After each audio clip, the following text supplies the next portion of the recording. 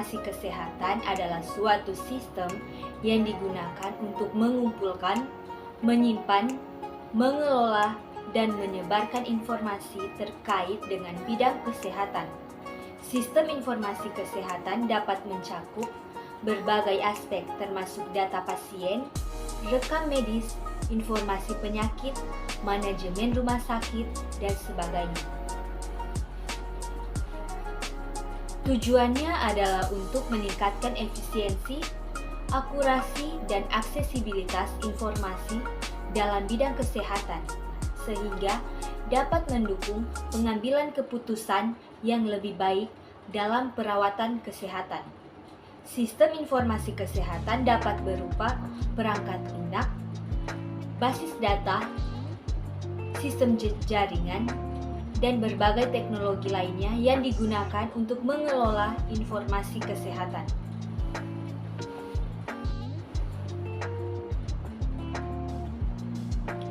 Penerapan sistem informasi kesehatan yang ideal di fasilitas pelayanan kesehatan seperti puskesmas, klinik, atau rumah sakit memerlukan beberapa komponen kunci. Yang pertama ada rekam medis elektronik atau EMR. Fasilitas kesehatan sebaiknya menggunakan EMR untuk mencatat dan mengelola data pasien secara digital. EMR memungkinkan akses yang mudah, keamanan data, dan pengarsipan yang efisien. Yang kedua yaitu interoperabilitas atau sistem informasi kesehatan harus mampu berkomunikasi dengan sistem lain seperti laboratorium, radiologi, dan apotek untuk pertukaran data yang lancar.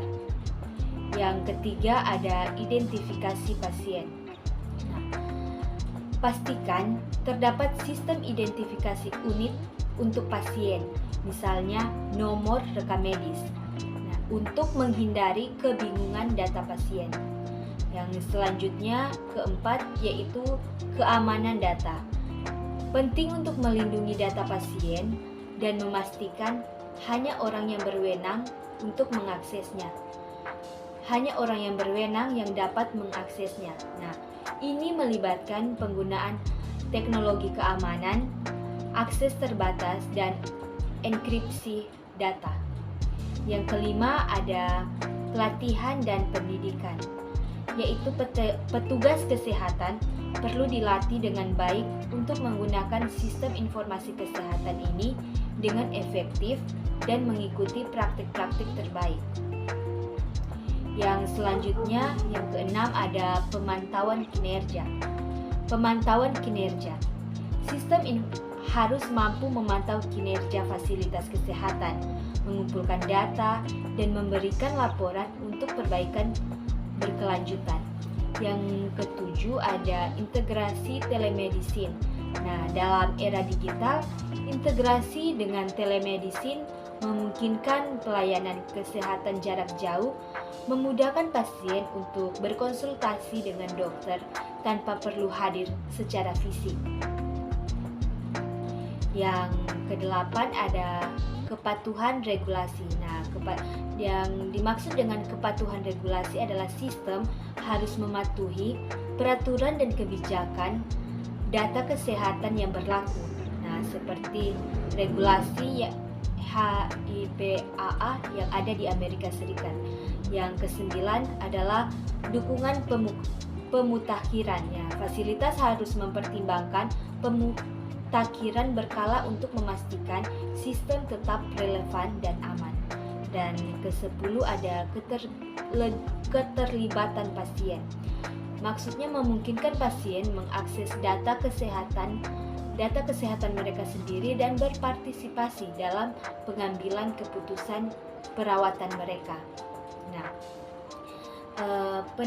Penerapan sistem informasi kesehatan yang ideal akan meningkatkan efisiensi, akurasi, dan aksesibilitas informasi kesehatan pada gilirannya.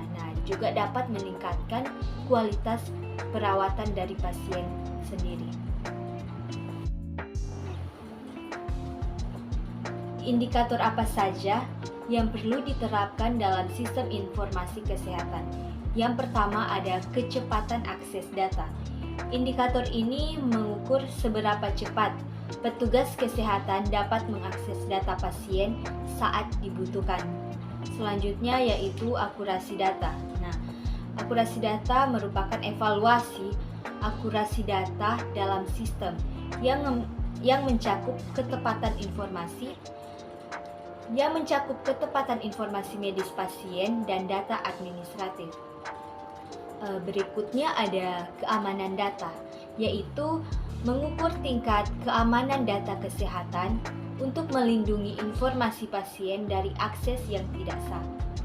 Selanjutnya ada interoperabilitas, yaitu mengukur kemampuan sistem untuk berkomunikasi dengan sistem lain seperti laboratorium, radiologi, atau sistem kesehatan yang lebih besar.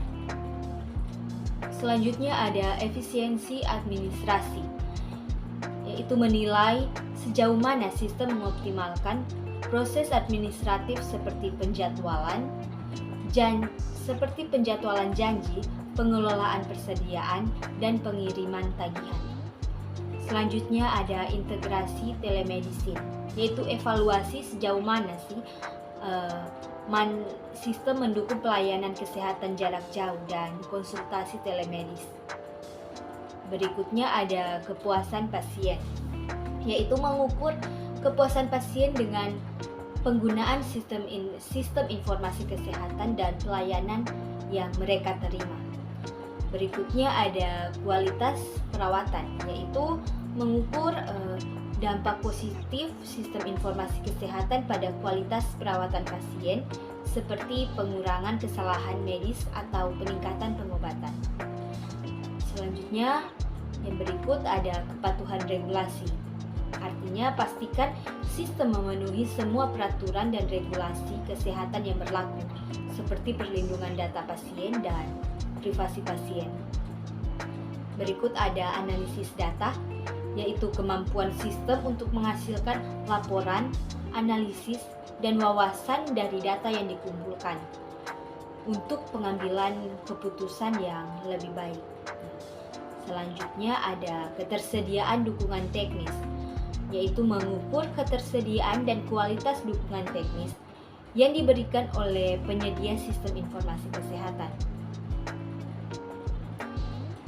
Selanjutnya ada peningkatan efisiensi sumber daya, di mana peningkatan efisiensi sumber daya adalah mengevaluasi sejauh mana sistem membantu mengoptimalkan penggunaan sumber daya, yaitu termasuk waktu dan personal.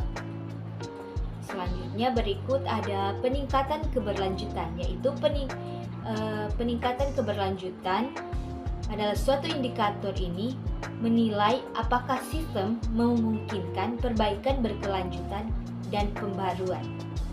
Berikut ada kepatuhan staf, menilai sejauh mana staf kesehatan mematuhi prosedur dan praktik yang berkaitan dengan penggunaan sistem informasi kesehatan.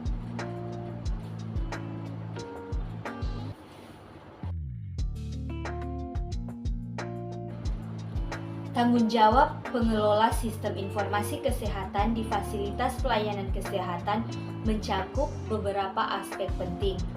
Yang pertama yaitu pengumpulan data. Pengelola harus memastikan bahwa data medis pasien dan informasi kesehatan lainnya dikumpulkan dengan akurat dan lengkap. Selanjutnya ada penyimpanan data.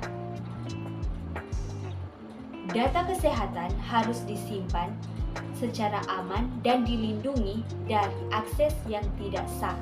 Nah, pengelola harus menjaga kerahasiaan informasi kesehatan sesuai dengan hukum peraturan yang berlaku.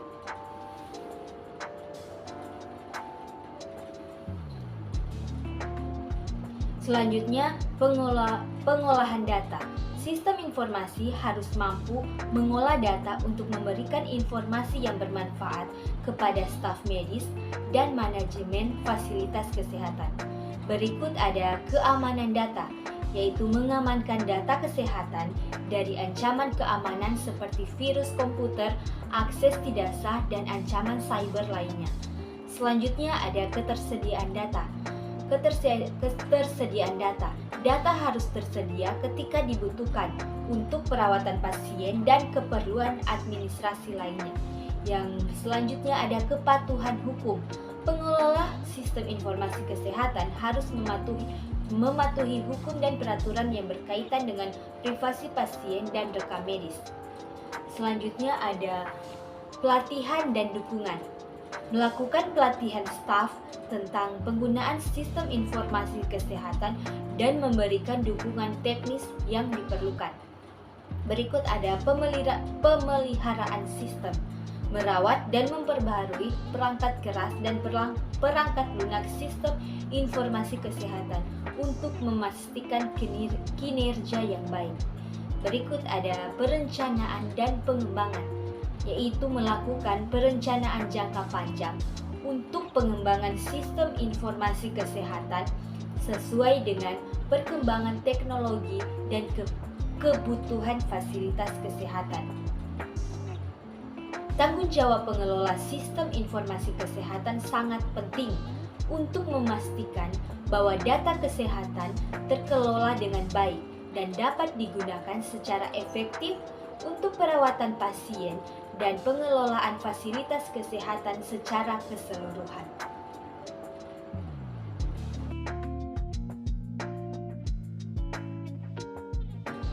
Apakah seorang sarjana kesehatan masyarakat dapat menjadi pengelola sistem informasi kesehatan di fasilitas pelayanan kesehatan? Nah, menurut pendapat saya, tentu saja seorang sarjana kesehatan masyarakat dapat menjadi pengelola sistem informasi kesehatan di fasilitas pelayanan kesehatan. Nah, mereka memiliki pemahaman yang kuat akan isu-isu kesehatan masyarakat dan data yang relevan. Nah, mungkin dengan pengetahuan ini, mereka seorang sarjana kesehatan masyarakat dapat ikut serta dalam mengelola dan menganalisis data kesehatan serta memastikan bahwa informasi kesehatan di fasilitas pelayanan kesehatan berjalan dengan efisien untuk mendukung pengambilan keputusan yang lebih baik dalam suatu bidang kesehatan. Namun, penting untuk memastikan bahwa seorang sarjana kesehatan masyarakat juga memiliki pelatihan khusus dalam manajemen sistem informasi kesehatan dan pemahaman tentang peraturan dan etika terkait data kesehatan. Keputusan akhir untuk mengangkat seorang sebagai pengelola sistem informasi kesehatan harus didasarkan pada tentunya kualifikasi atau pengalaman dan kemampuan dari individu seseorang tersebut.